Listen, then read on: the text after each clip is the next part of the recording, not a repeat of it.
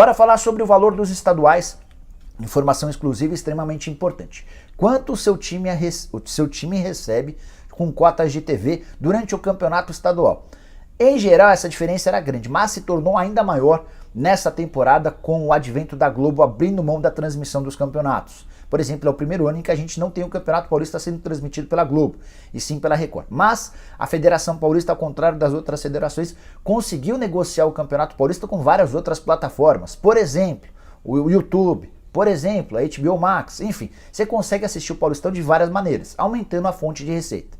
A consequência é que São Paulo, Corinthians, Palmeiras e Santos estão ganhando muito mais do que os seus concorrentes pelo país.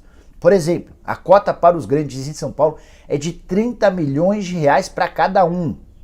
No Rio de Janeiro, um péssimo acordo desde a temporada passada deve garantir ao Flamengo mais ou menos 10 milhões de reais. O Vasco talvez não chegue em 7 milhões. O Fluminense e o Botafogo devem estacionar entre 5 e 6 milhões de reais. Esses números estão muito condicionados à venda do pay-per-view.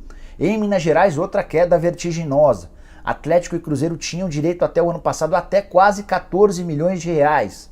A estimativa é que o Galo fique com 7 milhões de reais e o Cruzeiro com algo entre 4 e 7 milhões de reais. No Rio Grande do Sul, mais perda de dinheiro. Dupla Grenal tinha cerca de 12, 13 milhões de reais por temporada e vai ter de se contentar com no máximo 8 milhões cada um para esse ano. Os outros campeonatos são um terror, todos pagando cotas inferiores a 1 milhão de reais para cada clube grande. Isso vale para Santa Catarina, para Paraná, para os estados do Nordeste, enfim. A grande verdade é que os campeonatos estaduais seguiam com a participação dos grandes por causa das cotas de TV. E com essa mudança radical, é bem possível que a gente tenha mudanças muito em breve. O Campeonato Catarinense, só a título de curiosidade, paga 650 mil reais a Avaí, Chapecoense, Criciúma, Figueirense e Joinville. Os demais ganham ainda menos. Nem Curitiba, no Paranaense, o Atlético Paranaense e o Curitiba não faturam nem esses 650 mil reais por edição de campeonato. E aí, só para arrematar, é legal contar que se os grandes pelo país ganham pouco, os pequenos do interior de São Paulo estão ganhando pra caramba no estadual. O Ituano, por exemplo, fatura mais ou menos 8 milhões de reais.